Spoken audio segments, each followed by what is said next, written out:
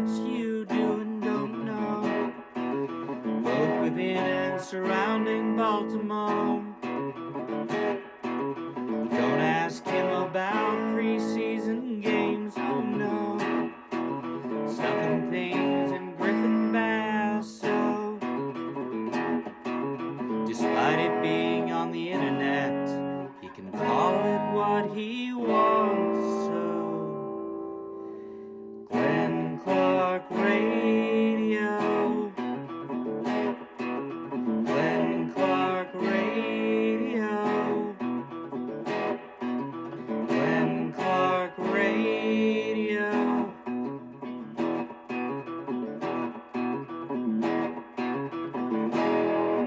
Duke sucks. Last time out through 102. His 102nd of the day is slammed into left for a go-ahead base hit. Beavers delivers, and the Orioles take a 2-1 lead. Now that's the approach we've all been waiting for right there. And I think if more of the Oriole hitters will have this approach right here, it will pay off big time. 0-1 to Gilla. Up the middle and through, it's a base hit. And Cortez, after the steal, is coming home. Throw from Taveras. He's out! Dead meat at the plate. Big time throw by Taveras. Plate collisions that we can get into some other time. Apologies, we had a little bit of a rain delay there. It happens. I thought we built a dome stadium, but as it turns out, we are still subject to the elements, and that's just the way that it works. But I guess better late than never, like the Orioles winning a game. Better to do it at some point than to never do it. I'll give them that much. As they do win 2-1 yesterday over to the Athletics. Avoid the sweep. That video courtesy of Masson. It is a Monday edition of Glenn Clark Radio. We did have some technology problems. I think at least. Hey, this camera's working now. Is it? Oh, yeah. That's neat. We got that going for us. It's good. I don't like this angle. It's kind of unsettling. Maybe That's maybe just because I'm not used to it. That's just your face. Oh, it is? Is Yeah, that one? that's just what that is. We started the show back at 11 a.m. and we got all of like 6 seconds into it, and then locusts and boils and frogs and the blood of the firstborn all came rushing into the studio. And like locust and boils, all good. I can do the show. I've done the show through locusts and boils before. But when you get the frogs and the blood of the firstborn, I'm out. I'm sorry. We gotta do something about that. So we cleaned it up. All's good, and we plow forward to discuss just an unpleasant week of baseball again.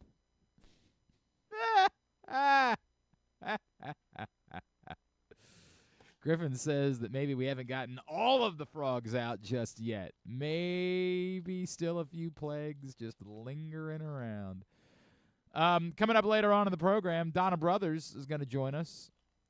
She will work the NBC broadcast of the Preakness for the final time this coming Saturday at Laurel Park. We'll discuss that with her. Obviously, the ongoing conversation about changing the date, the field, everything related to the Preakness with Donna Brothers a little bit later on. We'll go 3 up and 3 down as we do every Monday. But we'll begin after the Orioles drop 2 out of 3 to the Athletics by catching up with our friend Zach Moore, Pigtown Sports, former Orioles minor leaguer, and you see him with Paul on the bat-around on Sundays. Zach, it's good to chat with you, buddy. Thanks for being flexible this morning. Appreciate you taking the time. Definitely, man. How's everything going with you? Oh, you know, we apparently all of the plagues hit the studio this morning at the exact same time. But other than that, we're all right.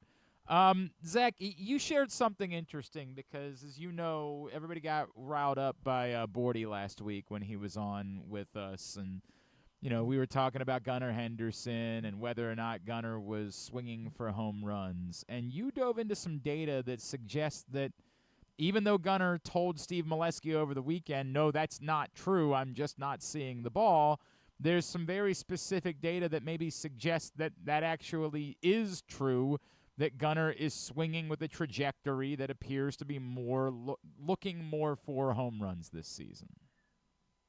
Yeah, I mean, just when you kind of last year he had more of a flat bat path, around 8 degrees. This year it went up about 5%, or 5 degrees, I should say. Sorry. I mean, is it significant? No, but Major League average is around 10 degrees. He's up to 13 now, which basically means you are swinging up a little bit more. It's hard to say. Could he? And that's why I kind of like projected it as a question. Is he? It kind of looks like it. And, I mean, you see some of the uppercut swings early on, especially on the inner half of the plate. You've kind of seen his struggles on the outer half of the plate, and a lot of that could be because he's swinging up, and it's pretty hard to hit a ball outside swinging up. But, I mean, if he says he's not, I mean, you would like to think you can trust him on that. But, I mean, the data's showing that he might be a little bit. Zach. Like, Zach, the weird part to me is that if that's not what he's doing, then I'm even more concerned about what's going on with Gunnar Henderson, right? Because it almost seems like this is the simplistic answer. Hey, you've altered the swing a little bit. You're trying to swing for more home runs. You're making bad decisions in 0-2 counts because you're still looking for home runs instead of just poking the ball. Hey, just stop it. Knock it off. Remember that Kyle Tucker still got a boatload of money, too, despite the fact that he didn't hit 50 home runs or even 35 home runs. To me, that's the easy solution. If that's not the case, it's actually far more troubling for me for Gunnar Henderson because it's not just that he looks, again, once you get 2 strikes to him, you might as well go ahead and put him in the dugout at this point. I mean, it's been like that this season. But then you combine that with the defensive issues, and I'm not sure what to make of it because I keep saying I know Gunnar Henderson's got to be fixed, and I'm not panicking about Gunnar Henderson, but I don't know, man. Like it's just not getting better. Yeah, I mean, you're not wrong. I think sometimes some of these at-bats are making their way out to the field where they used to not. A little concerning, but I mean, we've seen Gunnar last year make a couple errors in a row and then go for a long stretch not. So I think that part might be fixable. The hitting thing, yeah, it would be a little concerning if he doesn't know that he's doing that, and you can't fix it if you don't know it. But I'm sure they're looking at stuff with video and whatnot. The at-bats the last 2 days have looked a little bit better, at least a little bit more calm and not as rushed feeling. He's not like swinging out of his shoes so much. I mean, the ball he hit the third, he got out obviously, but I like to see that. I mean, he was getting beat a lot on the outside corner. So it was good to see that at least. So, yeah, I mean, I'm with you. You think and you keep telling yourself Gunnar's going to figure it out, but I think at this point, like, our PTSD is so bad from last season. Like, at this point, we just don't know what to think. I would add a couple of thoughts, Zach. One, yesterday it would be pointed out, of course, that he had a 2-hit game, but we all kind of like, put that in quotation marks, right? Like 2-hit game, like wink, wink, nudge, nudge. But at the same time, it also reminds you of the value of putting the ball into play, right? That like sometimes just when you don't strike out, when we talk about the natural outcomes of baseball and why I have a difficulty with this conversation, good things can happen when you just put the ball in play. And I'm not trying to move the goalpost so significantly for Gunnar Henderson that, kind of BSing his way into a couple of hits yesterday makes me feel good. But it is a reminder of why I don't just say, hey, it doesn't matter if someone strikes out. No, it does matter the difference between putting the ball in play and striking out. Like, we can't just default to natural outcomes are okay, and yesterday Gunnar Henderson is a perfect example of that. Yeah, I mean, we saw it in Cleveland the other night. I'm sure you saw it. There's a pop-up hit right to the pitcher, and the catcher and the pitcher collided. Right. Does that happen that often in baseball? No, not in the big leagues. Not very often. I mean, a routine ground ball kind of hit to Kobe Mayo, and he throws it away. So, yeah, putting the ball in play has a higher chance of making something happen than striking out for sure. So would love him to cut down on those. I mean, it's been pretty bad for him so far, and honestly for the entire lineup. But, I guess hopefully they can only go from here. Paul pointed out, I know, that like there is actually a little bit of a track record of Gunnar getting off to slow starts to seasons. And, we talk about constantly with Dean Kramer. It's something that I've never really noticed before with Gunnar Henderson. And, last year, obviously, he didn't even begin the year on the team. so it's kind of hard to dive too much into those numbers. But what do you make of that it just might be that there's a slow start problem for Gunnar Henderson, and that as much as we all wanted to believe that going to the World Baseball Classic would maybe amp him up a little bit this year, that this might just be Gunnar Henderson's nature? You would hope that's not the case, but, I mean, some guys just play baseball that way. I mean, the data suggests that it's a probability, but it's hard to say. I mean, he's still pretty young in his career, and obviously those things could change fairly quickly. I mean, you're only getting, 120-ish at bats usually in that first month or so.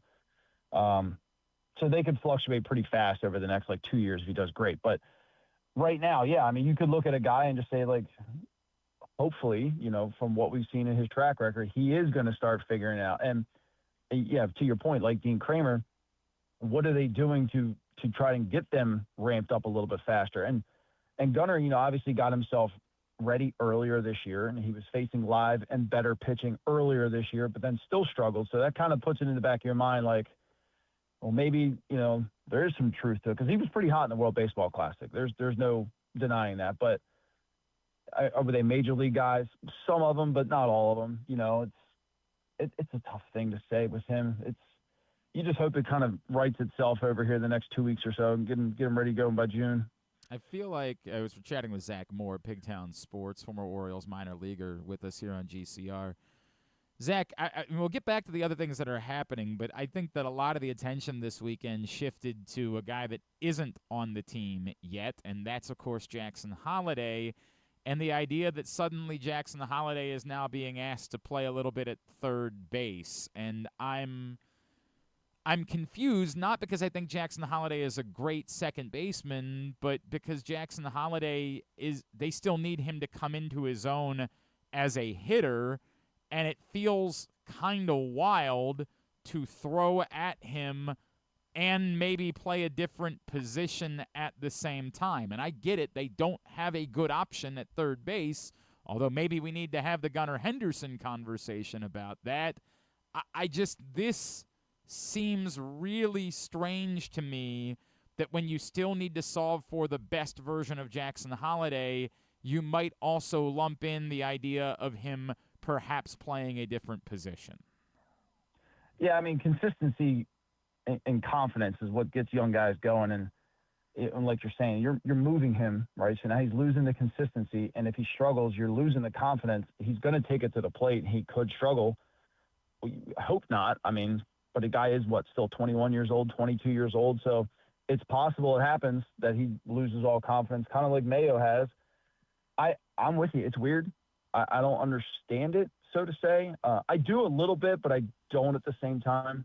I mean, the arm is okay. It's Jordan Westburg-like. I think it's good enough, but it's not going to be elite. You're not going to get a ton of bang-bang plays that you might have gotten out of somebody else. I think for Jackson, the benefit for him would be to not think, kind of like Manny Machado. Manny Machado really struggled at shortstop, even when I played with him. So at times it was ugly when balls hit right to him. When he had time to think, it was just. But if it was a ball hit up behind the bag, he was making a diving play, and then you put him over at third base, and he didn't have time to think, and all of a sudden you're seeing a superstar. I'm not saying Holliday's going to be a superstar, but kind of making the game slow down for him, even though it's a hot corner. You don't have time to really think. It's just natural reaction. Might help him, but yeah, when you're talking about on the hitting side, it could send him down a spiral too. Who knows?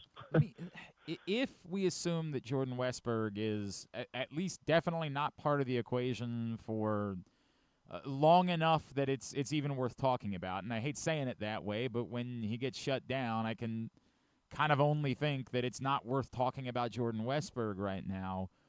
What is the best option for the Orioles infield-wise, a primary infield group? I get it. This is a team that's clearly going to continue to, hit. Weston Wilson's going to keep getting at bats no matter what the production level is. I understand that, but what is their best primary infield if they don't have Jordan Westburg for whether it's the whole season or the majority of the season? It's a good question. I mean, if Holiday can excel at third. I mean, I guess you're comfortable with Jeremiah Jackson at second. I mean, he's shown, kind of what his ceiling is. I mean, he's a fine ball player. I wouldn't go any higher than that. I mean, he does well, but there's some limitations with him defensively as well. And we've seen the limitations at third. So I don't know if they know their best defense right now. And I think right now they're gonna. And you hate to hear this at the big league level, but they're going to try some things out until they figure it out. I mean, that's usually what spring training's for, but I think all these injuries kind of threw a loophole into literally everything. And then Mayo not working out has just kind of made that spiral even worse. I don't know. I mean, if Westberg came back. Come on, no, wait, stop that. Westberg's not coming back. You got to give me something here, Zach. Well, that's what I was thinking. If he did come back, is the second base throw just easier for him for the rest of the year? I mean, that's why Holiday. Yeah, I could listen to that argument, but there's just it doesn't feel. Maybe I'm crazy. I don't think you could be making plans right now about Jordan Westberg if he's not even doing baseball activities at this point. I think you have to make your plans assuming that he's not part of it. Yeah, I mean, you have to, I guess. And are they maybe making room for Aaron Estrada? I don't know. I mean, that's another Jeremiah Jackson-esque type, defensively and offensively, probably. I'll be honest with you, Glenn. I don't know what they're thinking. Okay, but what should they be thinking, Zach? Like what? You're in charge now. What are you doing? Listen, if you think Holiday's a good second baseman, I'd be playing him at second base. Okay, but I'm saying it should be deeper than that. Should we be having the conversation about Gunnar playing third and Holiday playing short? Ideally, yes. I made this comment to somebody yesterday too, but it kind of strongly shows maybe how they feel about Jackson at shortstop, because there's been plenty of opportunities to put him there. And you needed a backup shortstop this year, but then you still went out and traded for one in Blaze Alexander.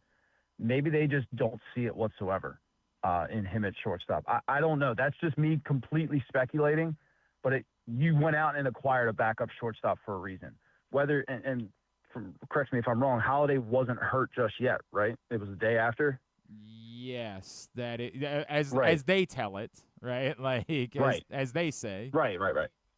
Right. So if we go by what they say, like, you chose to bring in a backup shortstop rather than being okay with Jackson Holiday doing it, why would you move him there permanently now? But I could be completely wrong speculating that. I'm not against it, because I think Gunnar would be a fine third baseman. And look, if Manny Machado can move to third base and make a stupid amount of money, I think Gunnar Henderson could too. Like, it's not a money thing. Like, I don't know if they're afraid to ask, or what's your point? Because they're both Boris clients, and Holiday and Henderson. So you're going to, one of them is going to be upset, pick your battle there, I guess. But I don't know. I really don't know on that one, because I feel like if they wanted Holiday at shortstop, he'd been there by now. Zach Moore with us on GCR. Let's knock a few out rapid fire, Zach. Do they, at this point, have any choice but to send Kobe Mayo down? You got to get the kid some confidence back. I think you kind of have to. He needs confidence defensively and offensively. I think there's some talent in there somewhere, and I think he's just going to need to find it mentally himself right now with the confidence. And I don't know if he's going to get that at the big league level, because it's stressful. And I think you have to kind of send him down. Well, I think it's frustrating, too, because you saw the power bat finally came alive 2 weeks ago, right? And, like, you really believed he was turning the corner and you were finally getting that guy. And unfortunately, it just hasn't sustained. And again, like, the third base thing wasn't the problem for the first, 4 weeks of the year. It really wasn't. Yeah. I mean, I would even argue it was almost, I don't want to say plus, but like slightly above what our expectation level was. But 100%. Obviously that hasn't sustained. The Tyler O'Neill conversation, I get it. I don't really want to see Tyler O'Neill play, but I'm also torn when you're trying to convince a team, hey, just eat the money and get rid of him at this point. That's an easy thing to say. It's much more difficult to do, and then combine that with, and who are you doing that for, right? Like, how are you getting better? And I can't come up with that answer. Right. So you basically have to think that Heston Kjerstad, when he's ready to go, is better than Tyler O'Neill, which he maybe is. I don't know. I hope he is, but boy, we're 5 years into that You would conversation. expect him. Yeah, right. Yeah, you expect second overall to be, but I mean, hey, things happen. Reed Trimble, he's hurt. He's playing again, but he's rehabbing in Frederick. He's a 40-man option. Jonathan Rodriguez, I think we've already seen that. Are the options better than him to just cut $32 million, for the rest of this year and all of next year? I don't know. But he is hurting you at the plate. Defense isn't great. I wouldn't say hurting us because he doesn't play that much out there, but offensively, I mean, he was brought in here, hit lefties, and he doesn't do it at all.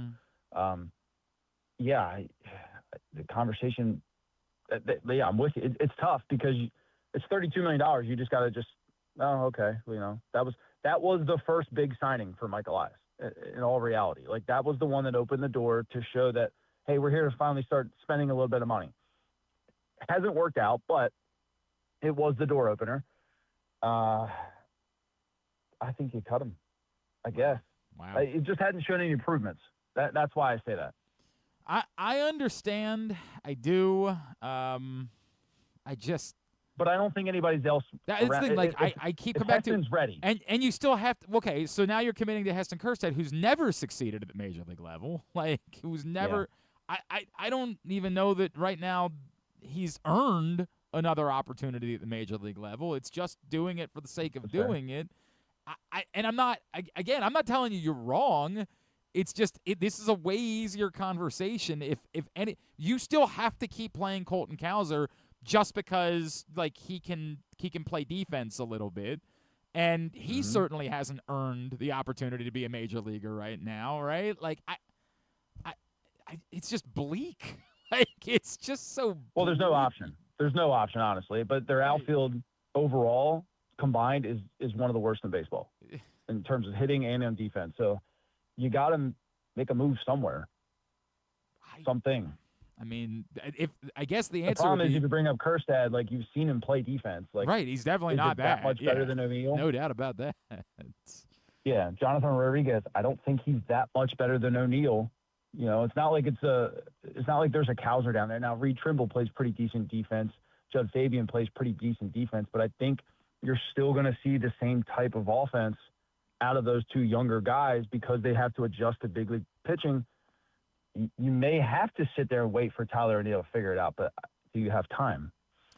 Don't have that answer. And then I'll finish with Bradish. Was that on Friday night to you a sign that he is going to be Kyle Bradish moving forward, or is that, hey, he had a really good start. Let's talk about then. Let's talk about it again after maybe he starts Wednesday against the Yankees. I'd like to see him two more times throw more strike ones. He did a really good job of that last start. Got ahead finally. The command was a little bit better. But we all know that guys have really good command sometimes. I mean, Brandon Young almost threw a perfect game. So I just want to see him stack good outings from this point on forward. Get ahead, strike one. Because that's what he was really struggling with, was just literally command. So happy for him, yeah. But I need to see a little bit more consistently. So I'd give him maybe two more starts. Zach, where is everybody finding you? Everywhere. Twitter, Facebook, Instagram, anything you can think of social media related, I'm on there, Pigtown Sports. And, of course, Sunday nights on the Bat Around with Paul as well. Zach Moore, always appreciate you, brother. Thanks for moving things around for us today. Let's talk again real soon, all right? All right, thanks for having me on. Our friend Zach Moore, appreciate him taking the time for us. By the way, Dylan Beavers did get to the board, so they didn't go 0 for the weekend. We do have one man of the match. I was debating between Beavers and Bassett yesterday, with also the possibility of, there was a small part of me that was like, do we just give it to Rico Garcia because, we haven't yet? But on a day where they had very little offense, imagine if they didn't have Dylan Beavers. And it's a good week for Dylan Beavers on the whole, so Dylan Beavers gets on the board for the first time, and clearly Dylan Beavers is going to need to play a little bit more. But remember, we're a couple weeks removed from Jeremiah Jackson being this team's answer, and You're not feeling so great about that in the moment. It's just kind of what it is. They had more good play. I mean, they have lots of catchers. That's what they have. We feel really good about their catchers. Which is, a lot of teams have questions. That's there, fair. So, yeah. That's fair. We feel really good about catcher and fairly good about first base, although Pete Alonso could have used some bigger hits this weekend when he had the opportunities. Yeah. I'm not going to – I guess the catchers could have too then. Yeah. That's true. You're not wrong. Bases loaded, all three. The three guys you wanted at the plate. Yeah. The three guys that you actually feel fairly good about in this lineup. Bases loaded, nobody out, and 0 runs scored. I guess if Jeremiah Jackson had come up at that point, you know what he was going to do. That's true. He does have a knack for hitting. Although, didn't he have a bases Yeah, loaded I think at bat? he did. Yeah. But that was was that against the Yankees, or what am I thinking? Or Miami? Was that Miami? He definitely. You're right, because he definitely has had other opportunities where yeah, Jackson, right. Jeremiah I Jackson swear might it be was in this there. weekend, but you might. I can't think of any others, so I'm not going to Yeah, say that with any definitive. Was there a spot yesterday later in the game where they could have added to it and they didn't? All right, whatever. I don't know. It's all running together. I know. And does it matter? That's also a fair question. Does any of it matter? Yeah. They're not very good. No. It's the reality. They get to face the Yankees for 3 games. A lefty tonight, so you kind of know how that's going to go. Yep. Maybe Trevor Rogers comes back tomorrow. If he doesn't, I have no earthly idea what they're doing. Who the hell pitches if Trevor Rogers can't pitch Trey tomorrow? Gibson last pitched Friday in relief. Right? Oh, he didn't. Yeah, I guess that's true. So he could threw 2 give you innings. what, 4 innings or something? Yeah, he threw 2 on Friday. Yeah. Yeah, he'd probably be your Bulk. a bulk on a bullpen. Yeah. You call it a bullpen game, but he'd be your bulk. Try to get 3 innings He out of starts him. again and see if he can get 4 to 5 outs. Man, it worked. For what it's worth, it worked. Actually, Keegan Aiken had a pretty good week. For what it's worth. Yeah, well, he's one of the few guys that didn't give up a run. I don't know what to say. Let's just quickly as some of the topics that I brought up with Zach. The Gunner thing, he talked to Steve Molesky on Friday before the game. Steve posted it on his Substack. Said pushed back on the argument that he's just swinging for a home run. Said he's just not seeing the ball.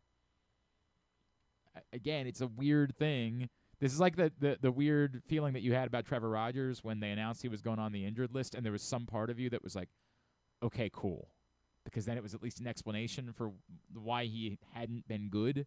And then you found out, no, he just got sick, and you were like, oh, so it's unrelated to the fact that he's been really bad. Yeah, maybe he had a bug that just made him not pitch well. Yeah. Had to flush it out of the system. It's the same feeling I have about Gunnar Henderson. Part of the reason why I'm having the conversation is because it feels like that would be an easy fix, right? Like if you're swinging for home runs, then you get a month into the season, somebody grabs you and says, hey, dude, look at the results. Maybe let's go back to being Gunnar Henderson. Let's be Kyle Tucker instead of trying to be Vlad Guerrero. But if that's not the case, then it's a bit more alarming. Because, come on, man. Come on. The Jackson Holiday thing makes no sense to me. None. Other than they're just confident that Jordan Westburg's not going to play for the rest of the season, and they don't have a third baseman, and they're more confident that these guys they're trotting out can play a competent second base than they are that they can play a competent third base. Like, they'd like Jeremiah Jackson if he has to play more at second than at third. They realize they've come to the end of the Kobe Mayo thing. That's the only way that if they're solving for third instead of solving for Jackson Holiday, then I can make it make sense. I can't make it make sense if you're solving for Jackson Holiday. And that's the bigger problem. Which one should you be solving for? This team offensively desperately needs the version of Jackson Holiday that we are all to believe is there. A superstar version of Jackson Holiday. Are you more likely to get that with him playing second base? Well, I acknowledge I don't think he's a very good second baseman. Or playing third base and kind of learning on the fly as he's trying to come back from an injury and bring out the best offensive version of himself. And Zach says, well, hey, look, man, Manny Machado didn't play third base at all in the minors, came up, played third base, and it worked out just fine for him and did not take him long to adjust. And he was even younger at that point than Jackson Holliday is right now and had less experience. So maybe, but it's perplexing. And there's definitely no way that I can believe that there's no way I can believe that you're doing this if you have any amount of confidence in Jordan Westburg playing anytime soon. Which I think we knew, like when they said he was shut down, but maybe we knew before then, right? Like, unfortunately. And then the Tyler O'Neill thing, look, man, don't get me wrong. There's a part of me that, like, again, I also think that you might need to do something for performative reasons. I brought that up last week.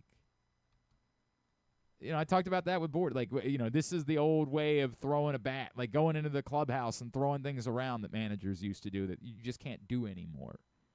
Like, do you do something to get someone's attention?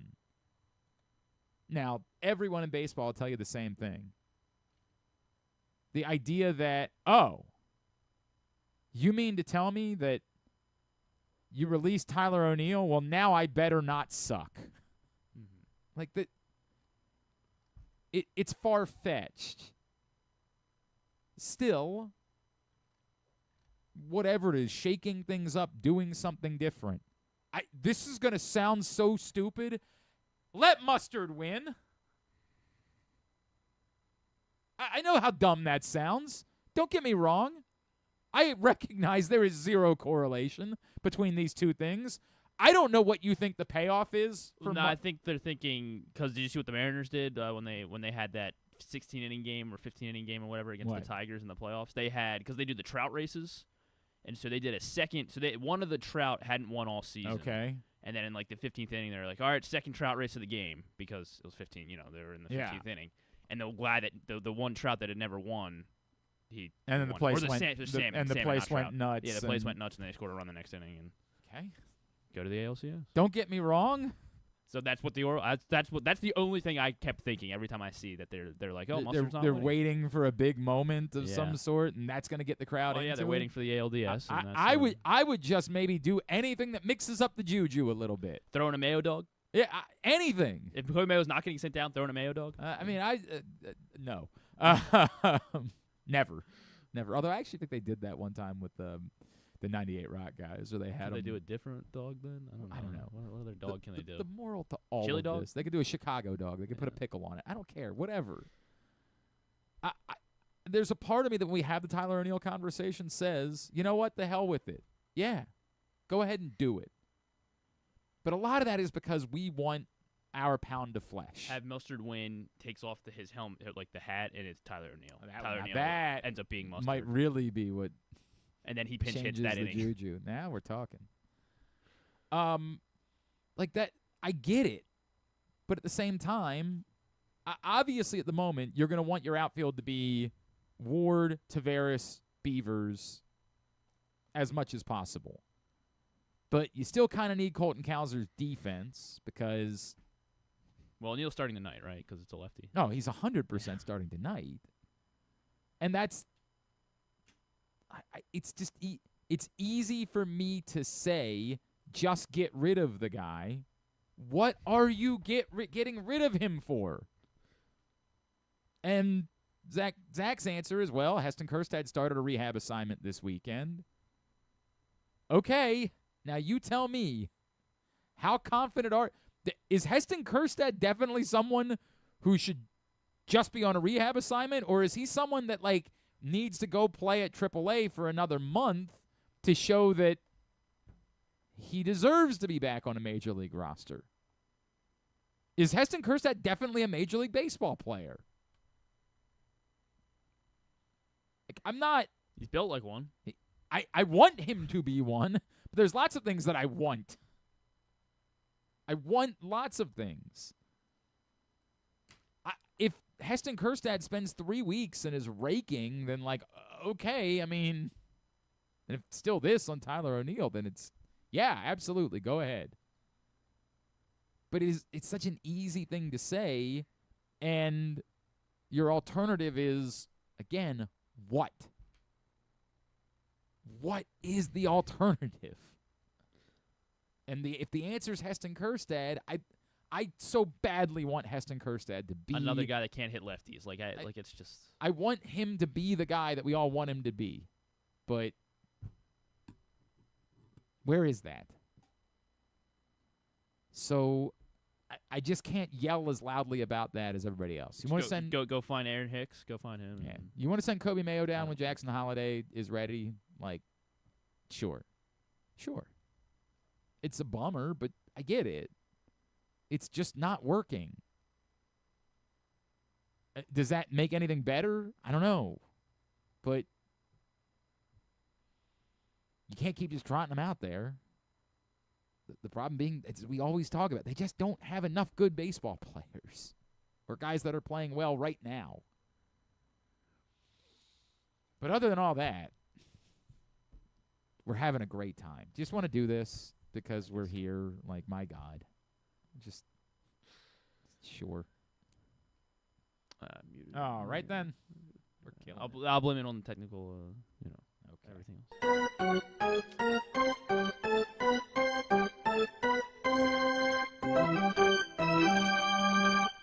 3 up.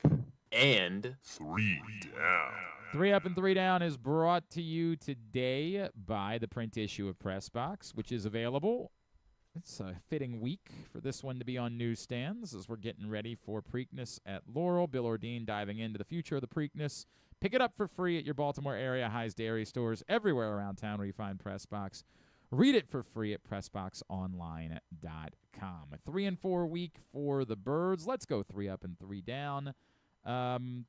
They lost more than they won, so we begin with up, I believe, in that scenario. I felt bad leaving Dylan Beavers off, but I couldn't leave Rico Garcia off. I know he did have 3 walks, so, like, not perfect, but felt like it. 3 hitless appearances. He had never been a closer before this year, and one of them was a 1-run game. So what am I supposed to do? Like, pretend that didn't happen? I don't know, higher on my list. I thought about it, but the other 2 guys I thought were both really good. Rico Garcia, number 3. Yeah, I mean, there were some, I felt bad leaving Beavers off. I did not have Pete on my list. I don't know. Okay. I mean, he had 7 RBI. I had drove in the most runs but that was mostly against Miami. Either way, Adley, I put Adley as my 3rd. He was much higher on my list. I mean, yeah, he was clutch in Wednesday's win, and, I mean, yeah, he's just been really, really solid. So, yeah, Adley. He's been the MVP of the team. I mean, that's the reality of it. Samuel Basayo, number 2 on my list. You combine the fact that, he does that thing where he just hits everything. Everything. It is tough. Like, it's one of those things where maybe you still are expecting a little bit more power with Basayo because of, one, how he's built. But the way he's hitting, it's almost Vlad Guerrero-like. And I'm not trying to make that comparison because, come on. But, like, it doesn't matter how you're pitching him. He's hitting it. It's crazy. It's really nuts. Fun to watch. Basayo's number 2. And the tag of the plate yesterday was and the way he just sits up immediately like a robot. I'm still very confused by the rule, right? Because I did look it up yesterday. I was like, this is odd. It's odd that nobody's talking about how we're not supposed to have collisions at the plate anymore, and then there was just a collision at the plate. So I looked up the rule because I was like, I just feel like there's a conversation that needs to be had about this topic. And the rule as written says, by rule, the base runner is not allowed to deviate from his direct path to initiate contact with the catcher or any player covering the plate. Okay, well, I mean, I don't think that he deviated from his path in order to do it. Runners are considered to be in violation of this rule if they collide with the catcher in cases where a slide could have been used to avoid the collision. Well, there's no doubt. I don't even remember who the runner was now. Cortez. Thank you. Carlos There's no Cortez. doubt that at this point, he can slide. He had plenty of time to slide. So if the rule says runners are considered to be in violation of this rule if they collide with the catcher in cases where a slide could have been used to avoid the collision, how is that not exactly what the rule is written for? And I know Chris Bassett after the game said, like, I think it was good on everybody's part, right? It was great on Leote, it was great on Basayo, but it was also good on the runner because, he didn't and he didn't. This wasn't your old school, The Pete Rose, Ray Fosse, I'm going to try to murder you with my elbow in order to break this up. That's not what occurred here. But it's like Cortez forgot how to baseball. Like his brain just stopped working because, I don't know, he just didn't think that the throw was coming in. I don't know what happened here. And ultimately, he ends up running into the catcher. Now, thankfully, Samuel Basayo's built like a brick shithouse and isn't really affected by it. It didn't hit him all that hard. But this play isn't supposed to exist in baseball. They literally wrote a rule to say, we're not doing this in baseball anymore. You can't run into the catcher. You have to slide. And the argument Chris Bassett was making was sort of like, what seemed like by the time he realized he needed to slide, it would have been too late. It would have been an awkward slide. And, one of those guys could have gotten hurt because of the slide. But that doesn't, again, the justification can't be, well, he forgot that he was supposed to slide, so it's okay that he didn't slide? Now, the problem with this rule is, here's how it's written. If the umpire determines that the runner violated this rule, the runner shall be ruled out and the ball is dead. Well, here's the problem. He was out anyway. So, there's no home plate collisions unless you're already out, and then by all means go ahead and get yourself a lick in.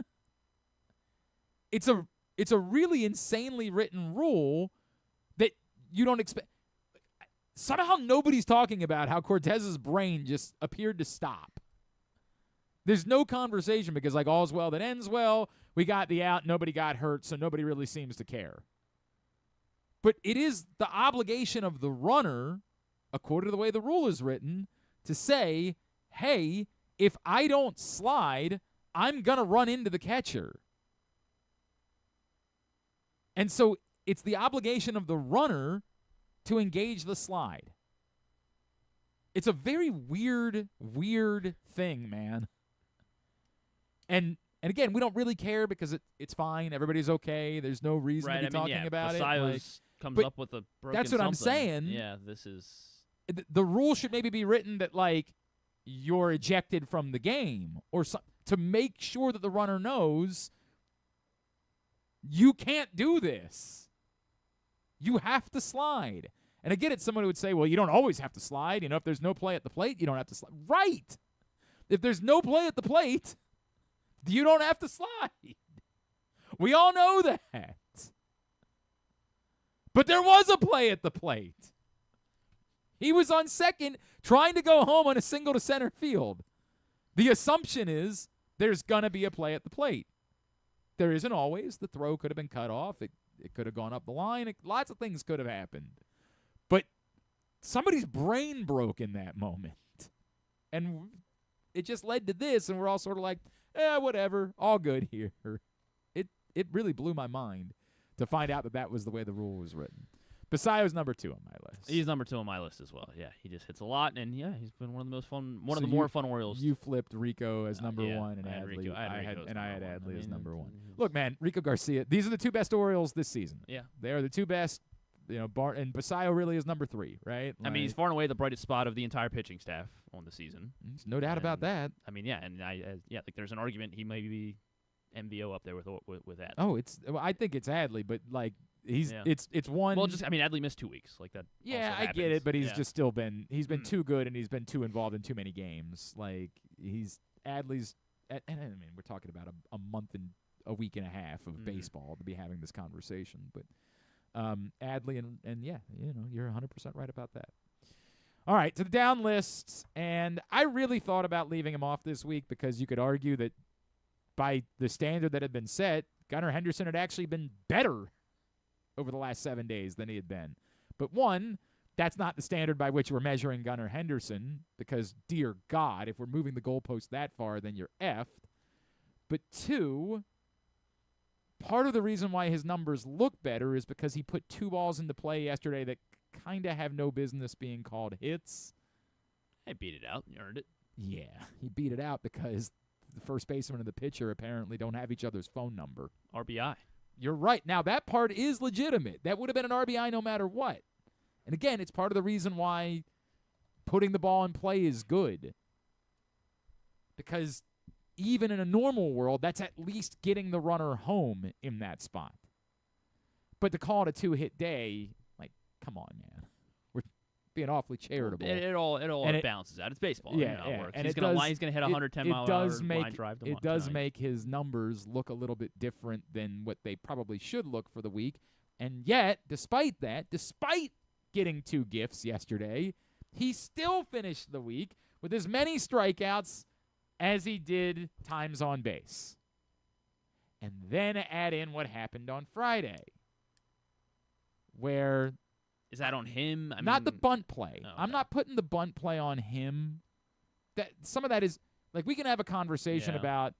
Should that play? Whatever. We can have lots of conversations about the bunt play. Because the first conversation would be, do you put the bunt play on in that spot? The next conversation would be, why is that your bunt play with a runner on third base? Like, how does that make sense? And then the last conversation is, and sometimes you just got to give the other team credit, right? Like, what you did made sense, and they adjusted to it, and, like, there's lots of ways. But then after that, when the ball gets hit right to Gunnar Henderson with a chance to turn a double play, he's 100 times out of 100, he has to make that play. That's not a high-level play. That's a routine Major League Baseball play. I don't want Gunnar Henderson to make that play because he's supposed to be an MVP candidate. I would want Aaron Estrada to make that play. Everyone has to make that play. And kudos to Jeremiah Jackson for at least salvaging it to get an out. Saved an error from Gunnar. But that should have been a double play. And there should have been 1 less base runner. And instead, the Athletics have a 3-run inning. It's unacceptable, man. I mean, I could argue that he should be higher on the list still because this is Gunnar Henderson that we're talking about. But again, that's how bad things are for Gunnar Henderson that I'm starting to grade on an amount of a curve. It's just insane that this stuff keeps happening. And again, courtesy of Masson. He's right there. Yeah, it was tailor-made. Right next to the bag. It's going to be the easiest double play in baseball history. That can't happen. And it's baseball, things happen. Kept in front. Holy hell, man. So yeah, I thought about saying, hey, maybe I just don't want to beat up Gunnar anymore, so I'll leave him off the list. But the truth is, there's no justifying it. He's number 3 on the list. Yeah, I can see it. Gunnar is also number 3 on. Jeremiah Jackson was really bad this week. So was obviously Lou Trevino, but I guess he's not. It's not an Oriole.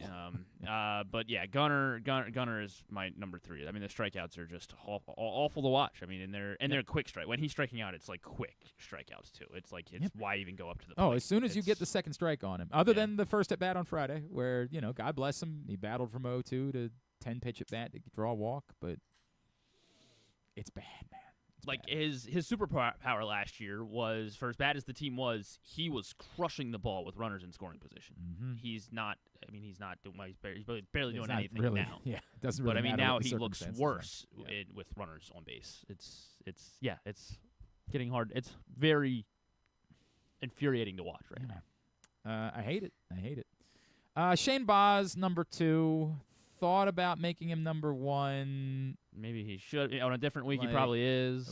It's tough because again, part of it is like, what are your expectations and what? And it's not like this is a guy they've told us, the organization told us you should invest in this guy. So I mean, maybe I'm almost talking myself into making him number 1 because I have number 2 as well. But maybe now everybody's sharing out like Slater to Bruns numbers and Caden Bodine's tearing it up too. Right. It's getting bad, and it's also more difficult because this week came on the heels of what had been his best start, right? Like against the Astros, and that's why I want to feel good about Kyle Bradish's start on Friday, but it's one start, and that's not a sample size. And Shane Baz had a really good start against the Astros, and we're like, all right, man, here we go. This is the guy you were talking about. And yeah, then he goes and gets his brains beat in for a couple of starts last week. He's number 2. Yeah, I mean, it was it walked 8 guys over 10 innings. It was like basically a 9 ERA. Yeah, Shane Baz is number 2. I'm actually interested in which of these guys you're going to have at number 1 because there's to me the correct answer, and then there's the thing that you're just going to do because what do you mean? You don't care that he only had 10 plate appearances for the week. Yeah, but he single-handedly. No, Kobe Mayo is number 1 because Kobe Mayo had a brutal week on both ends. Okay, yeah, Kobe Mayo. Okay, yeah. I thought you were just going to put Tyler O'Neill up there because that's just I've graduated to he's not an Oriole. Okay. Yeah. All right. By the way, then you're going to enjoy the way that I wrote about it in my 3 up and 3 down. Yeah, I mean, look, I hate it, but Kobe Mayo has to be number 1 for the week because it's in all facets, and it's a bummer because we had been talking about that, like at least the defense was. I don't want to use the word good, but it was definitely acceptable. Like it at worst, it was acceptable. In moments, it was good, but there's no hiding from it any longer. Unfortunately, I mean, it particularly hurts. Just a sigh. Like I went to the game Friday with my uncle, and we were talking all week about just obviously how bad they've been playing, and Kobe Mayo was. Did you get your bobblehead? I did. What time did you get there? He bought the tickets. He wanted to make sure, so I got in line at like 3:30, 3:45. Okay. So I was waiting in line for like almost an hour. But yeah, we were pretty close. Like did no sweat. Okay. Easily. All right. But I think I saw people were getting in at like 5:30, 5:40. Like 5:40. So people arrived after the gates opened and still got bobbleheads. Yeah, but I think like 5:40, 5:45 was the latest I saw someone that still, or that I know of, that someone still got a bobblehead. My buddy, because PFF Sean got there a little bit late. He got there about 6:55, 6:50, or not 6:5. Like what? 5:50, like 5:55. Did he really think he was still going to get one at that point? I mean, he could have. I mean, I don't know. I mean, this is like the most anticipated bobblehead in the history of baseball. Why don't they give out more? To drive up, so it's ridiculous. So it is. It's purely to get people to spend money, and why not just let people partly get the that. It's also that or like 30,000 or something. Pretending these things are cheap, like these are not cheap. I mean, like that's part of what you got to deal with, right? Like these are giveaways. Everyone's paying $20, and you're not raising the price of the ticket. Most people are paying more than $20 for the I ticket. I understand it, but that ticket still has value. These are just giveaways. I don't know. Anyway, we were arguing about Kobe Mayo all week. I was defending Mayo, and then he commits literally on cue. We were like arguing during Thursday night's game, and on cue he commits that error, and then it was bad the rest of the week anyway. I mean, it's Kobe Mayo. We'll get it up at GlennClarkRadio.com. 3 up and 3 down for the week. When we come back in, we'll start talking some Preakness. Donna Brothers is about to work her final Preakness for NBC. We'll chat with her next. It's Glenn Clark Radio.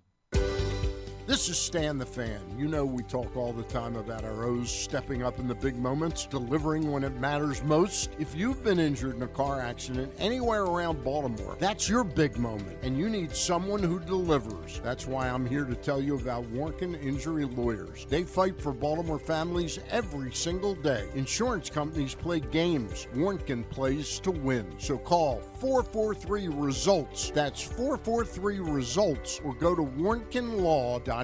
When you need results, it's right there in the number, 443-RESULTS. Your car is more than just a ride. It's an investment. At Leading Edge Auto Body in Mount Washington, we've spent over 20 years perfecting the art of repair. From high-end imports to your trusted daily driver, we handle all makes and models with elite precision.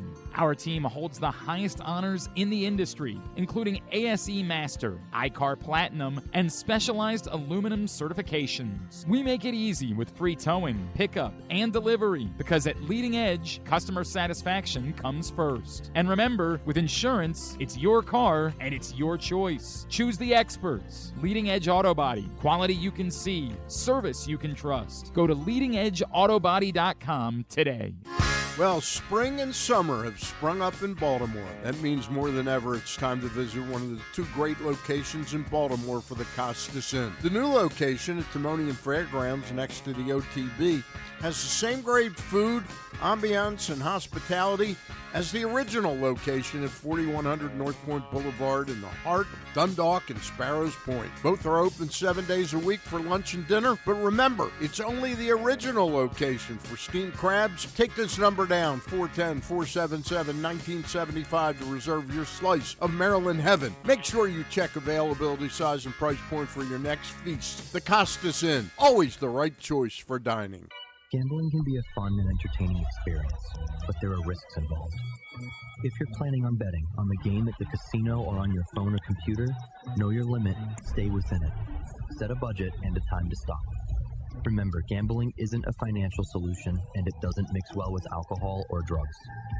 Know the risks and have a plan before you begin gambling.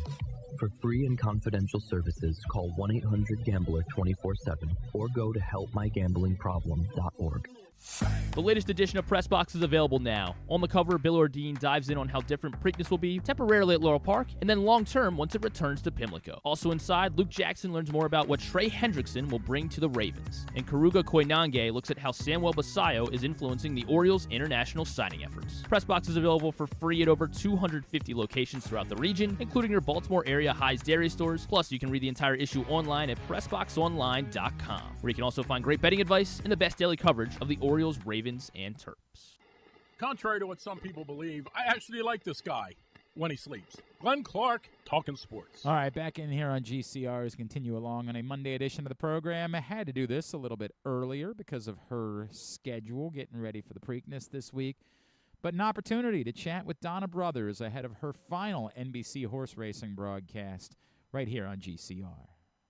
Well, we're kicking off Preakness week here on GCR, and I hate the idea that this is the last Preakness where we're going to be talking to and chatting with our next guest who we built a whole new racetrack, Donna Brothers. We're building one. Can't we talk you out of this? Can't we convince you to stick around maybe a little? I'm sorry. I'm kidding. But Donna Brothers, it's a pleasure as always. Thank you for taking the time for us. It's my pleasure, Glenn, but why don't you tell me when that racetrack's going to be ready, actually ready, and then I'll think about it. All right. If I had that answer, I know it's been probably 40 years later than it needed to be, but we are still excited about it nonetheless. Donna, can I just start there, right? Like, why now for you? You know, you've been such an incredible part of our lives and fans of horse racing and what you've brought to the broadcast and the sport. Why did you decide it was time for you to step away? Well, first of all, you're nice to say that, and thank you. You know, I've been with NBC for 26 years, and it was 2 years ago that I talked to my producer about it, and I just felt like it was time. I thought 60 was a nice round number, and I turned 60 in April. I know I don't look a day over 70, but I don't believe you. I don't believe you. Well, thank you. But in any event, it felt like the right time.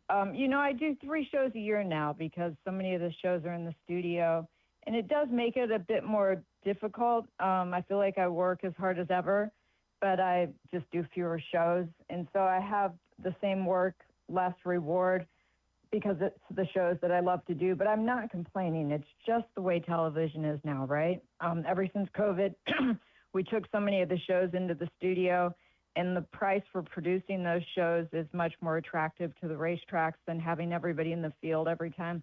So I get it. It's just the way it is. But I think it's time for somebody else who is involved with the day in and day out of what happens on the backside to take my place. My producer and I both agreed that Andy Biancone felt like a good fit. She covers horse racing for FanDuel TV. Her father's a trainer. She gallops horses in the morning for Norm Cassie. She's engaged to Steve Asmussen's oldest son, Keith Asmussen. And so, as I told my producer, she's at a place in her life where she knows more about the stories of the people on the backside than I've probably ever known. So will she be exactly the same as me? No, she's not a former jockey. But do I think she has a lot to contribute to the telecast? Absolutely. And I love her energy and enthusiasm. And it just felt like the right time. I appreciate that. I think it's wonderful that you were looking out for who was going to be next. I think that's awesome, Donna.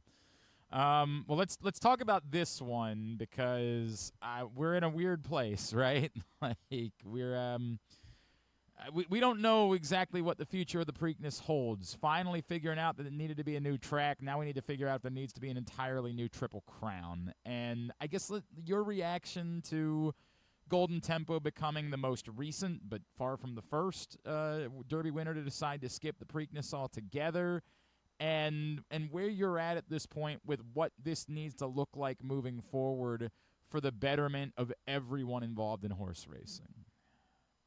Well, first of all, the Golden Tempo thing didn't surprise me at all. People haven't even mentioned that a lot of people scratched Golden Tempo, off of their Kentucky Derby list because he's been battling cracked heels for a long time. Cherie DeVoe was very public about that because you can see when you look at a horse, you can see if they have cracked heels. You can see that they're being treated. And so people had asked her about it, and she addressed it. But, you know, if you're dealing with blisters every time you go for a challenging run, you're going to have to space your runs further apart, right? And so I think with Golden Tempo, just the cracked heels alone, in spite of, you know, she mentioned, you know, you want to keep weight on the horse and see how he comes out of the race and all that. So the point is I wasn't the least bit surprised that it wasn't the horse to come back in 2 weeks this year. And Cherie has obviously made a career out of putting the horse first, and that's what she's done here. But the larger question is, now what, right? I mean, out of the last 5 Preakness stakes, 3 of them skipped it. And so do we change the spacing of the races? Do we keep it the same? And I've been a proponent for changing the spacing for a long time. One of the things that is also very discussed very little is the fact that, you know, if you are a runner and you're running in back-to-back races this weekend and next weekend and you're a human runner, you're probably going to have to take some Advil in between. You might even have to use some lidocaine patches to help your back. You might, if you've got a hip issue or ankle issue or a knee issue, you might even do steroid injections. And those are just sort of maintenance things that people do, and they are maintenance things that people have done with horses for years. But with all the oversight now, none of those things are allowed. So horses can't be helped at all. So they can't even have something as simple as the equine equivalent of Advil or topical steroid applications in between races because the testing is so stringent now and the bar is set so high. And so it does make it harder for a trainer to get a horse to come back in 2 weeks. And so you're asking people who are the traditionalists are saying, we want everything to stay the same, but everything for the trainers has changed. So we're asking the trainers to do everything they've always done, but now tie their hands behind their back and ask them to do it like that. And it's just not, it doesn't add up. It doesn't work that way. It's really interesting, and that's not part of it I think that's been talked about much. Donna Brothers from NBC with us before her final Preakness.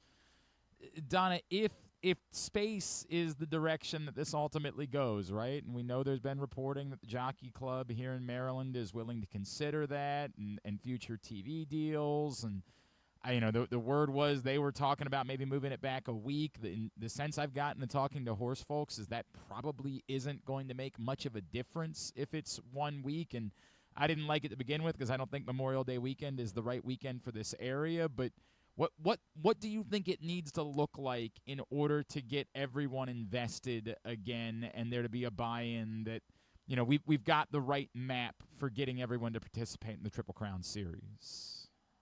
I think it's got to be a month apart, all 3 races. So first Saturday in May, first Saturday in June, first Saturday in July. And I feel like NYRA has been a little bit resistant to this change, or at least they've publicly been a little resistant to it. But if they put the Belmont Stakes on the first Saturday in July and have it coincide with the 4th of July weekend, that's going to be massive for them. So that's going to make the Belmont Stakes a huge race and a really must-go-to event, even on the years that there's not a Triple Crown on the line because of the timing, because of the spacing.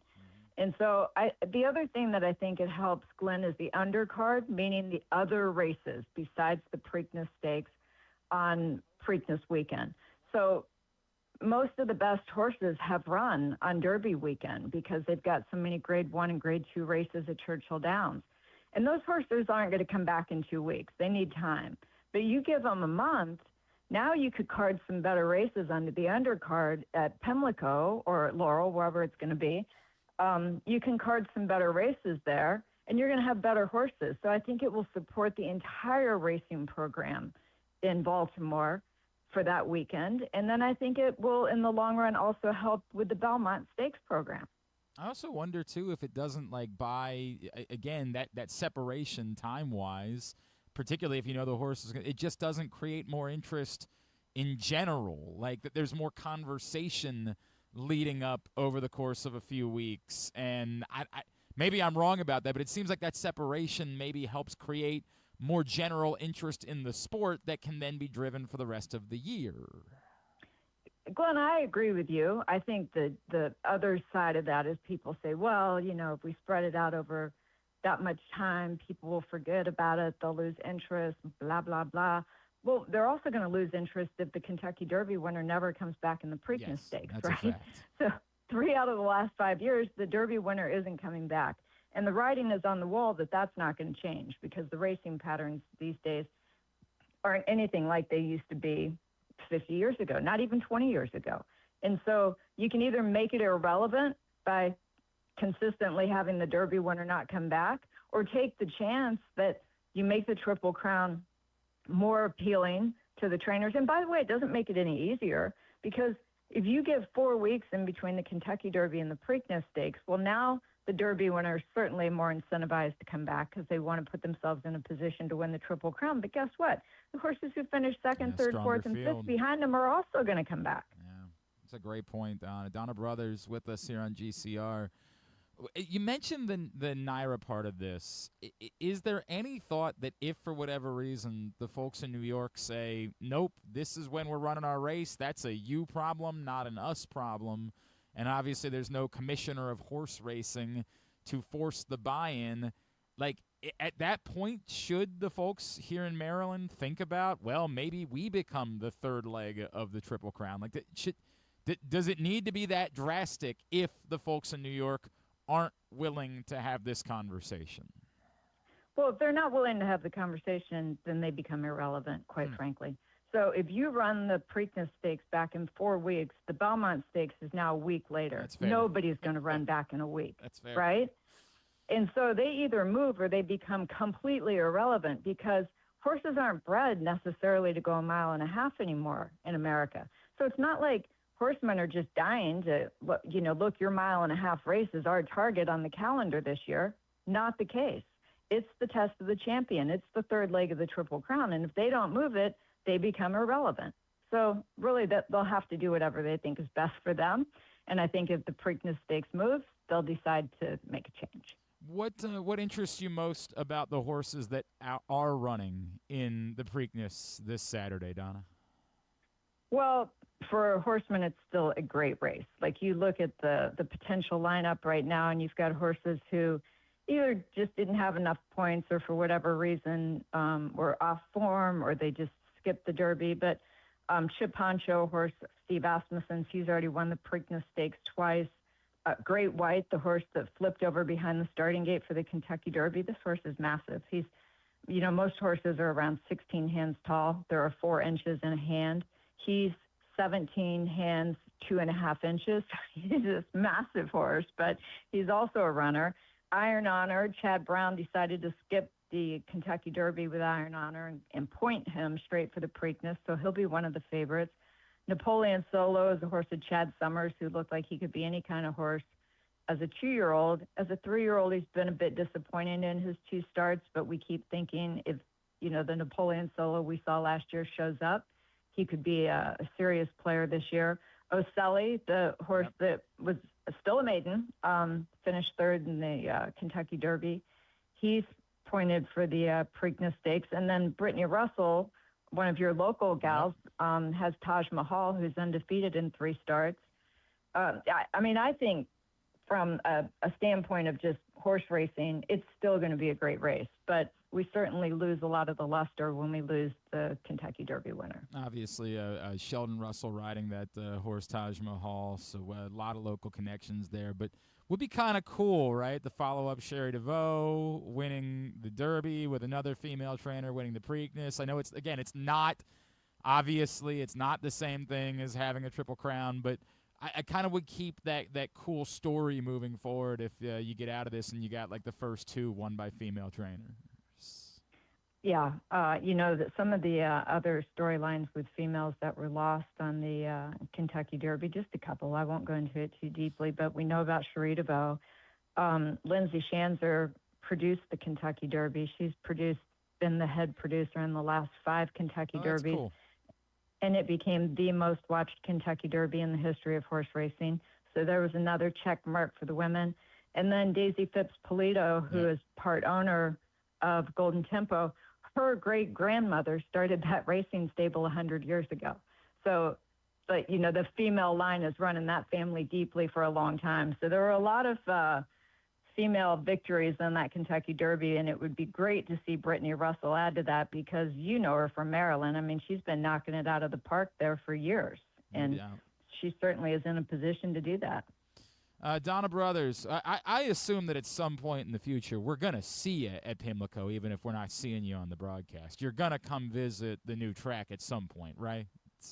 Oh, absolutely. I was born into horse racing. I know. You know that. My mother was a jockey. So the racetrack is my home, and the people at the track are my family. So I'm not going to disappear. I'm just not going to be on the broadcast. Donna Brothers, we have so enjoyed our conversations with you over the years. We're so appreciative for everything that you've done to help educate folks as they get into horse racing, and we look forward to seeing you this Saturday out at Laurel one more time for the Preakness on NBC. Thank you so much for spending the time with us this morning. We really appreciate it. Thanks, Glenn. My pleasure. Donna Brothers from NBC with us here on GCR. Appreciate her taking the time. And the draw is coming up a little bit later on today, so we will have the final field of who is actually running in the Preakness on Saturday. I have this checklist of stuff that I wanted to get to today, so I guess let's just start rolling through it. College lacrosse this weekend. Congratulations to Johns Hopkins. In overtime, they beat Cornell on the road, and so they advanced to the quarterfinals in the NCAA tournament. As much as, in overtime, it's always the goal that everybody talks about, there was a play made in overtime by, I should have had sent it to you. That's on me, although I would say it's actually on you for not having it prepared. It's just no, that's all right. I'll let you take. Be respectful. I'll let you take this one. Hang on a second. See if I can find it so that you can have it. It was an 8-8 game in overtime, and the ground ball comes all the way out towards not only the mid. It goes past midfield off the ball after the ball hits the pipe. Here, I've got it for you, and you can share it. Because I hope they have the right angle of it, because the angle makes it all the more amazing. But shot hits the pipe in overtime. Possession in overtime. Crucial, of course, because whoever has the ball can score and win. See how good this app is? It populates me in August. Stuff you sent me in August. Well, that's good. Yeah. There you go. Did you look at what you were sending me in August? It's like when I look at my On This Day on Facebook. If it's a picture of my kids, I enjoy it. But then if I go too far to a time before I had kids and I see what I was posting on Facebook in like 2009, then that's a real problem. That's a real problem that I don't care. It's still not coming through. You still don't have it? What the hell? All right. Well, what else can I send it to you? Well, I mean, I guess email. I guess email it. Sakes, hold on. man. What is it? All right, hold on. Just search here. Yeah. Here. Search Luke Martin on Twitter. All right. How do you spell Luke? Just go on here, and you can pull it. What are you doing over there? Well, in case it popped up immediately. Then No. I'll get you there. Search for Luke Martin. Because Sort of. Sort of. Go ahead. No. Just search for Luke Martin. Right. The one that says, now go down. Go down. Right there. That guy. Right there. Dynamite stuff here. You're watching how the magic happens. Aren't you lucky? It's from ESPNU on Saturday. So off the pipe, man. all the way back. Now watch what Luke Martin does, because he's clearly beat for that ground ball. Wow. But he lays out and not only gets the ground ball, but he also draws the penalty on the push. Do they have the second angle of it? Because the second angle is even more remarkable. I think they keep the video going so you can see it. Hang on. Because this play, I think Luke Martin's going to join us this week. Ooh. To talk about it. This play is just so good.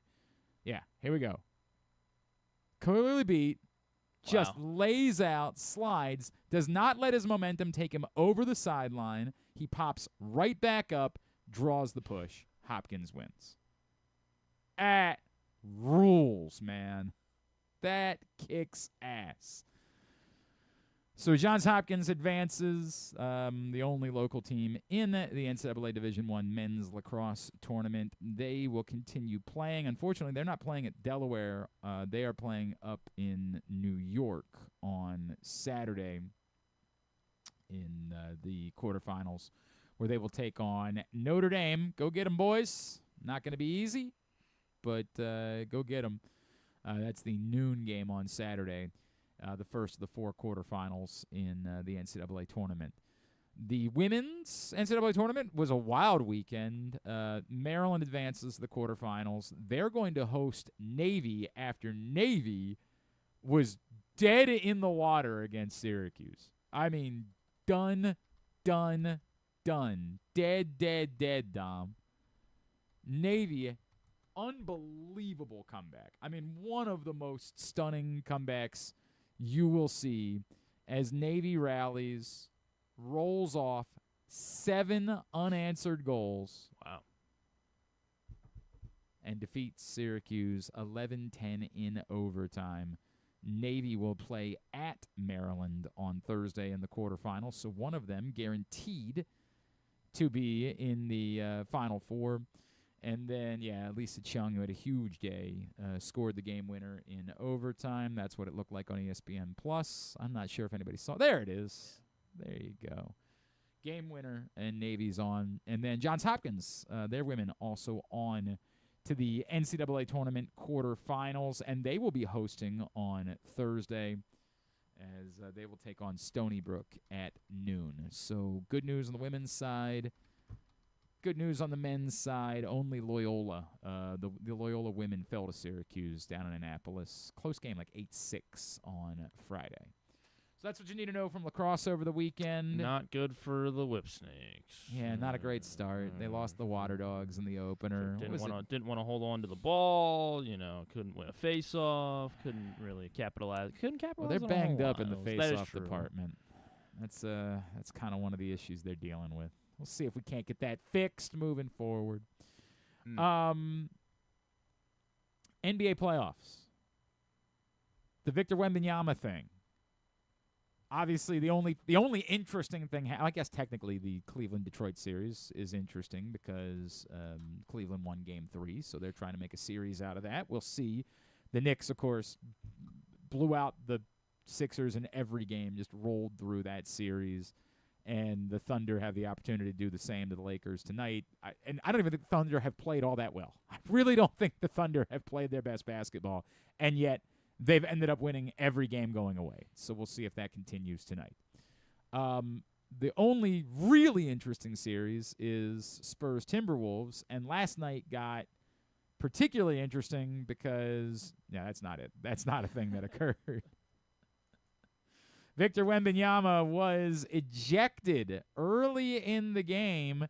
And honestly, now I got to admit, I did not start watching because we had the family over for Mother's Day. So I was not watching until a little bit later on.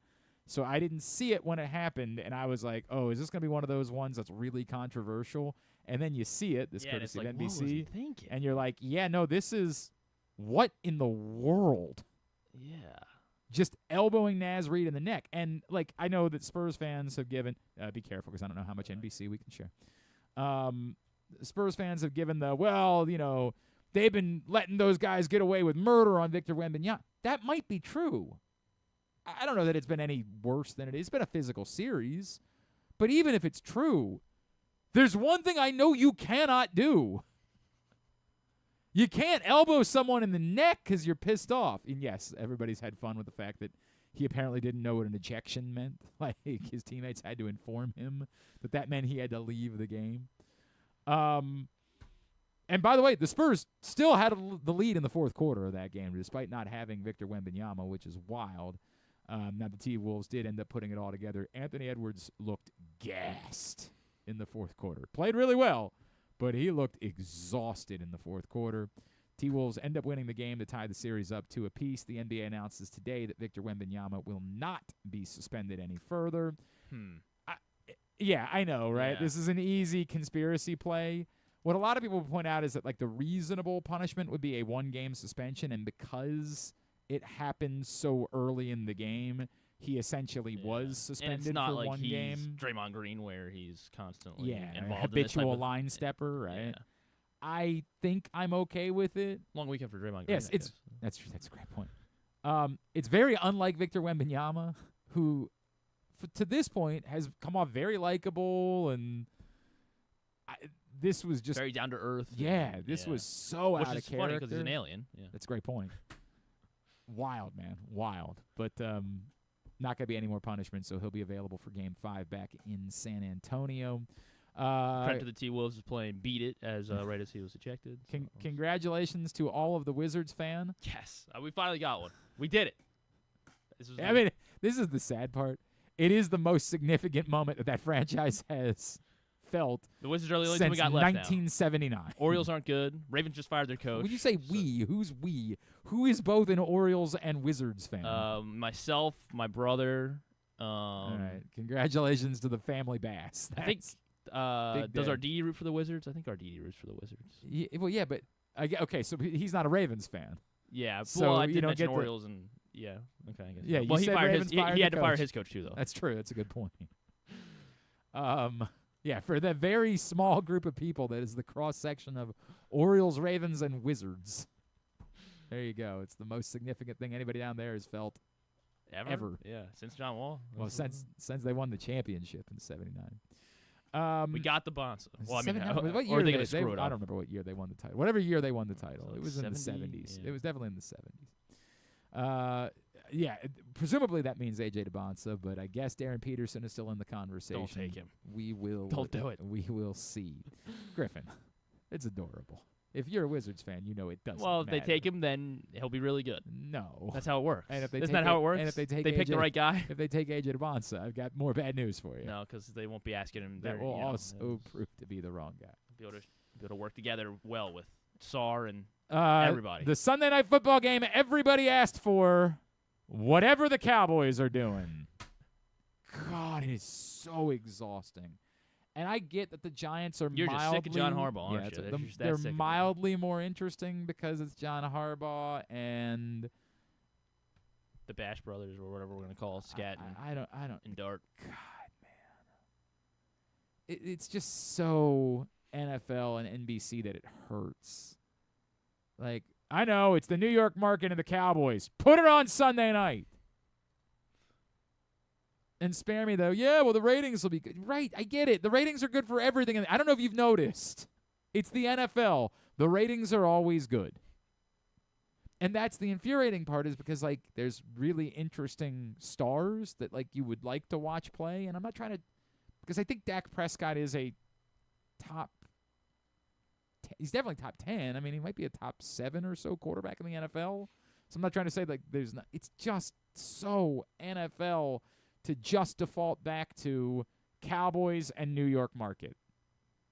The Jets are probably the least interesting team in the NFL, and I guarantee you they're going to have more primetime games than a team that you want to see because it's just an easy default.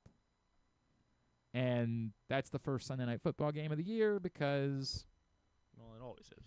Well, the other reason they do this with New York is because the teams share the stadium, and so that gives them the opportunity to have multiple games. So that and I get that Sunday night is unique. They're not going to play a Jets game at 1 and a Giants game at 8, but like they put them on Monday or Thursday night because it means that both teams could play at home during the course of the weekend. And then there's the part of me that says, like, why does that have to be our problem? Why the fact that they're too poor to have their own stadium, these poverty franchises. Why does that have to be our problem? God, spare me, man. And then the other, it's not news from the weekend, but, it got a lot of people talking that Jalen Hawkins was trying to recruit Stephon Diggs to Baltimore, and Stephon Diggs was eyeball emojing him in response. We talked about it a lot on Rita and Glenn last Thursday. I talked about it on WBAL on Saturday. I do think this is the next, really interesting conversation. I mean, it's this and center, right? Like, these are the two really interesting conversations for the Ravens. Yeah, come to Baltimore, though. Be more. He said be more. Jalen Hawkins doesn't know yet that people here don't say be more. We got to work on that. Yeah, but it says it on the jerseys. Right. He said, come to be more, though, cuzzo. And Stephon Diggs gave him the old emoji back. And so, of course, we have to breaking news. Calais Campbell's back. That appears to be what the Ravens are going to do as far as the defensive front is concerned.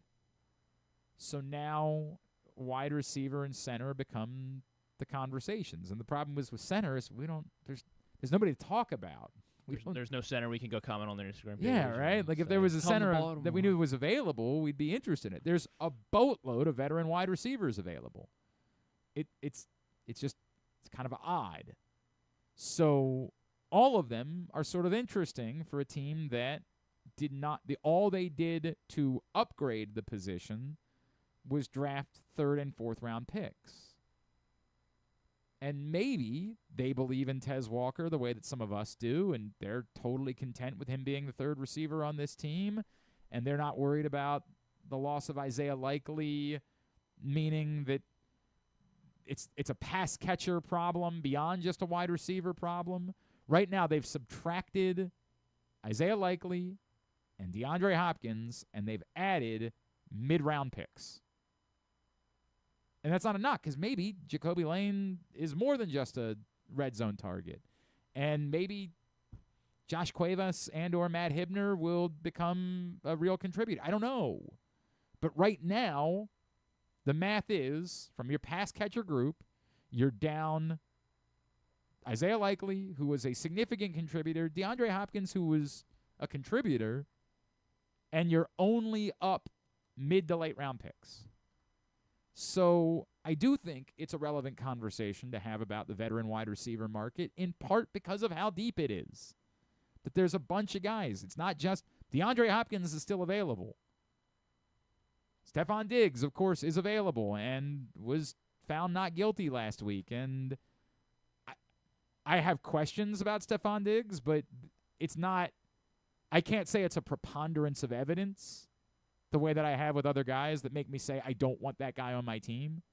Like, famously, I did not want – before Antonio Brown went nuts, and when everybody was talking about Antonio Brown, but we had the evidence that he had sent this woman a text admitting to having sexually assaulted her, that was enough for me to say immediately, no, don't want him on my team. I think it's been a preponderance of evidence about Tyreek Hill, who's also, of course, still on this list of guys that are available. So I don't want Tyreek Hill on my team. I get it, the Ravens don't appear to have a zero tolerance policy anymore. They drafted Mike Green last year. If they draft or if they sign these guys, they sign these guys. This is just my personal opinion, Glenn Clark. I would rather not with Tyreek Hill. I also don't think that Tyreek Hill is what the Ravens are missing right now. Although I'm not saying that he would hurt from a football standpoint. I just don't think it's specifically what they're looking for. I say all that to say the depth of veteran wide receivers. Keenan Allen is still on the market.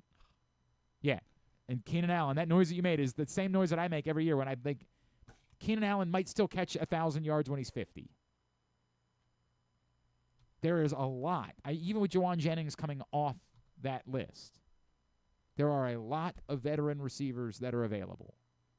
And so I do think this is a very interesting conversation to be had. I think Stephon Diggs, coming off, to his point, a 1,000-yard season for a team that reached the Super Bowl, despite the fact that he only played, I believe he said 52% of the snaps, is the top guy of that group.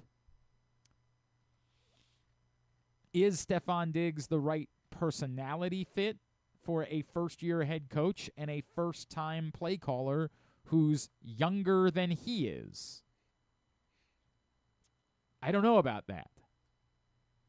But, it's interesting. I had a caller on Saturday on BAL who said, you're talking about Stephon Diggs being the number 3 receiver in Baltimore. He'd be the number 1 receiver. And you could argue that, right? Like, he's definitely more of the prototype than Zay Flowers is.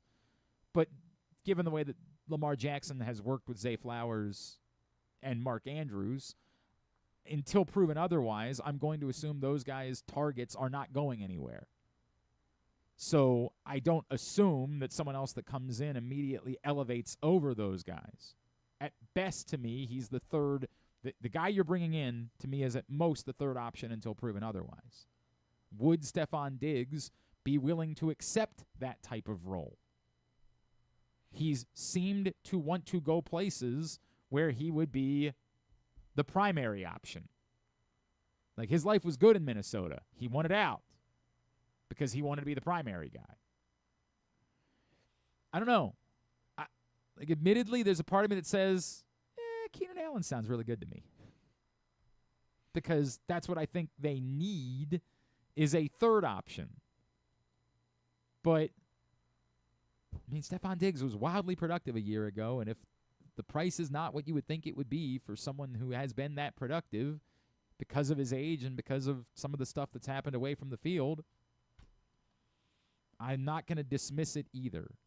But I think it's going to be, these are the things that we're following. As far as the the schedule this week.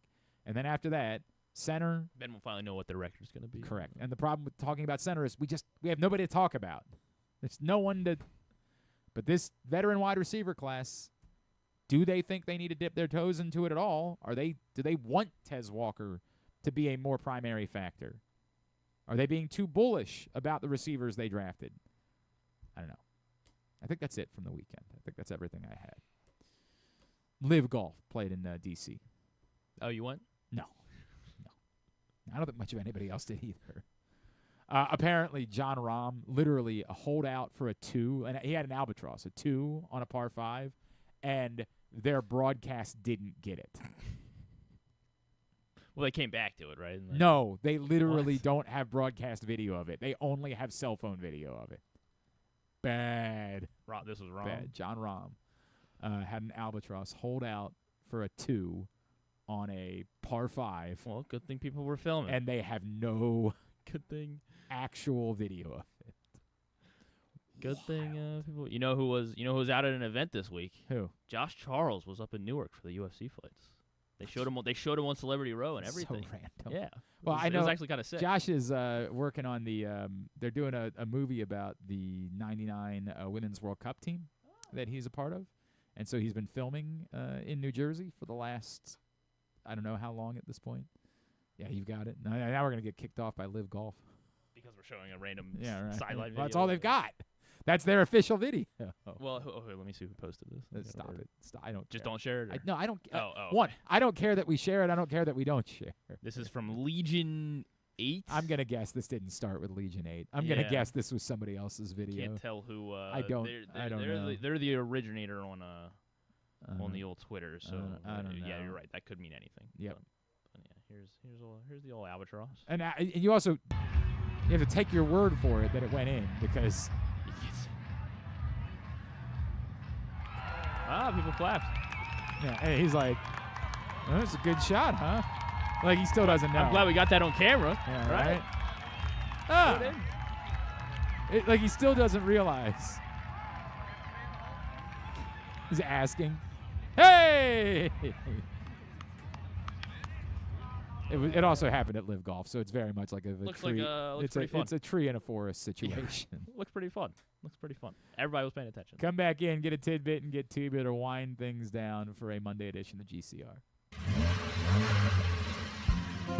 Your car is more than just a ride. It's an investment. At Leading Edge Auto Body in Mount Washington, we've spent over 20 years perfecting the art of repair. From high-end imports to your trusted daily driver, we handle all makes and models with elite precision. Our team holds the highest honors in the industry, including ASE Master, iCar Platinum, and specialized aluminum certifications. We make it easy with free towing, pickup, and delivery, because at Leading Edge, customer satisfaction comes first. And remember, with insurance, it's your car and it's your choice. Choose the experts. Leading Edge Auto Body. Quality you can see. Service you can trust. Go to leadingedgeautobody.com today.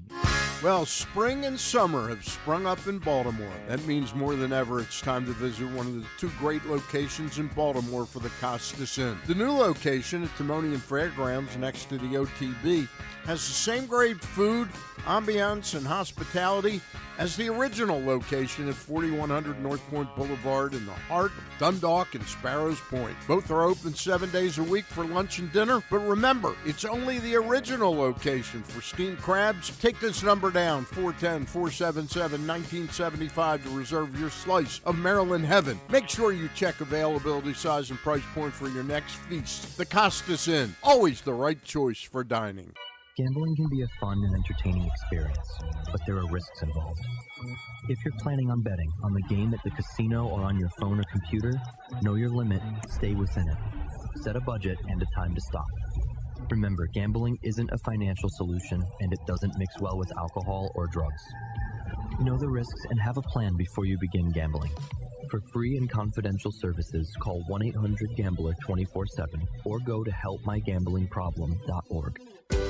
This is Byron Warnken. If you've been injured in a car or truck crash, you probably know this is stressful. Medical bills, the insurance company giving you the runaround, you got to get your car fixed. You don't just need a lawyer, you need results. At Warnken LLC, we represent the injured across Maryland. Whether it's a car or truck crash case, medical malpractice, or any other serious personal injury, we fight for maximum compensation for you and maximum ease for you. You don't want to have to deal with this stuff.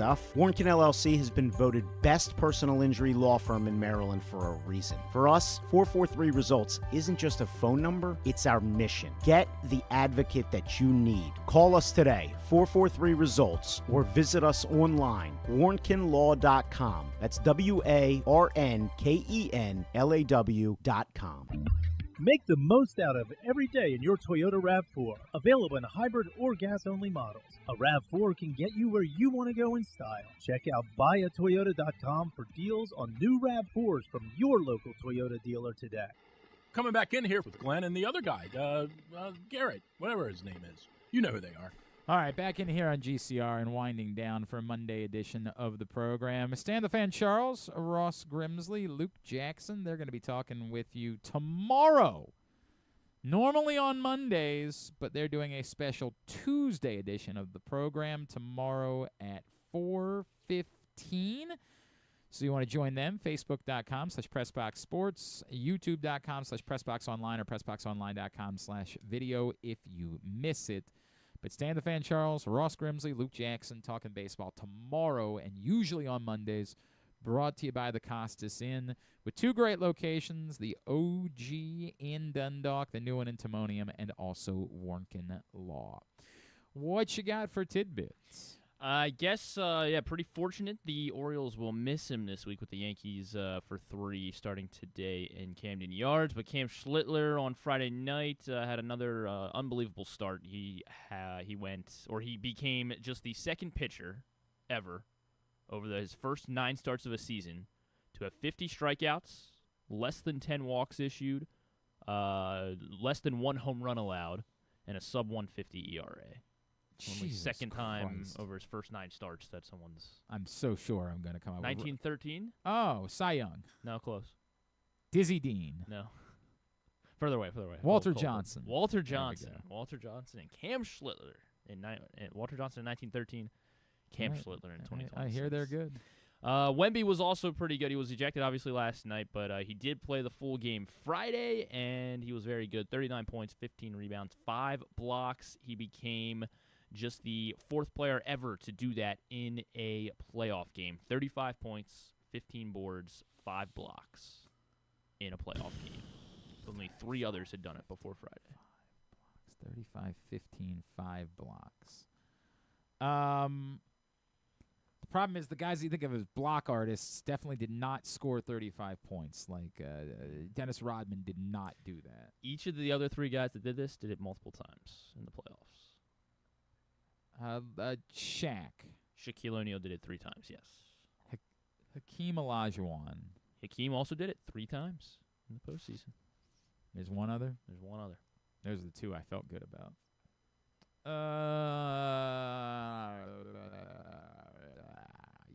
Jokic. Not Jokic.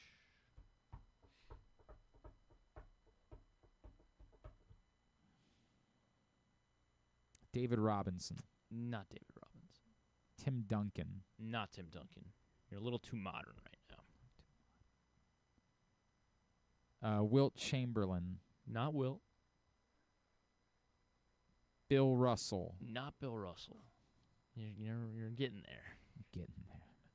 Kareem Abdul-Jabbar. Yeah, Kareem Abdul-Jabbar. Okay. Yeah, which I guess you probably don't think about blocks with him a whole lot, do you? Not as much, but he definitely, he fits the bill. Yeah, Kareem, Hakeem, and Shaq, and Wemby. Decent list. Decent list. That's it? That is it. Tidbit was also brought to you today by County Sports Zone. CountySports.zone is the website. Everything you need to know about the high school sports playoff picture. I know they're into the semifinals in A-Conference lacrosse tomorrow in Annapolis. Check out CountySports.zone to find out more. Let's get tubular. Have you ever thought of taking a cruise to these wonderful destinations with sunny skies and beautiful beaches? Well, wait no longer. We're ready for you to cruise from the Cruise Maryland Terminal. Have a little phrase that you can go from baggage to margarita in about 15 minutes. Choose fun with an array of destinations, onboard activities, entertainment, and world-class cuisine. Contact your travel agent and book your cruise today. Let your adventure begin. All right, here's what's coming up tonight, totally tubular-wise. Brandon Young on the mound against Ryan Weathers as the Orioles open a series against the Yankees. And, of course, their motto is have a lead at any point, even 1-0. 6:35 on Masson tonight. The weather's going to be okay, right? Yeah, I think Wednesday. Well, I don't know. All right. I mean, yeah, we're good right now. Right now, we're good. Thank you. Very, very good. Appreciate it, Griffin. The Preakness draw at 5 o'clock. They are showing it on social and at Preakness.com. You can check it out there. The Pistons and Cavaliers play Game 4 tonight at 8 on NBC as the Cavaliers try to even that series up. Then Thunder Lakers Game 4 at 10:30 on Prime Video as the Thunder look to finish that off. Game 4 for the Avalanche and Wild tonight at 8 on ESPN. And I believe the Wild have a chance to even that series at 2 games apiece. Everything else, GlennClarkRadio.com is where you find it. Non-sports. Should be, yeah, it looks like it should be clear tonight. All right. But, yeah. Nah, not a whole lot. They're doing a reboot, a revival of the regular show on Cartoon Network. It's like a cartoon that I watched as a kid. And if you say so. Really good. It was a really good show. Okay. Regular show, The Lost Tapes on Cartoon Network. All right. So yeah, check that out. Okay, that's it. Wow. There's a Jamie Vardy documentary on Netflix. Who? Jamie Vardy, footballer. English okay. footballer. Yeah, probably. That's on Netflix if anyone cares about Jamie Vardy. And season finale of American Idol. What season are they on? 30. No. 23. Close. 21. No. 22. No. 19. The wrong way. 25. No. 24. There you go. Hey! Nailed it. Thanks today to Donna Brothers. Thanks also to Zach Moore. We'll get that up in the greatest hits section of the... Sorry, I was just straight up not ready. Nice. I just straight up was not ready. I forgot about it. We're on 2 hours after we're supposed to have been finished. What do we got tonight? That's a rerun.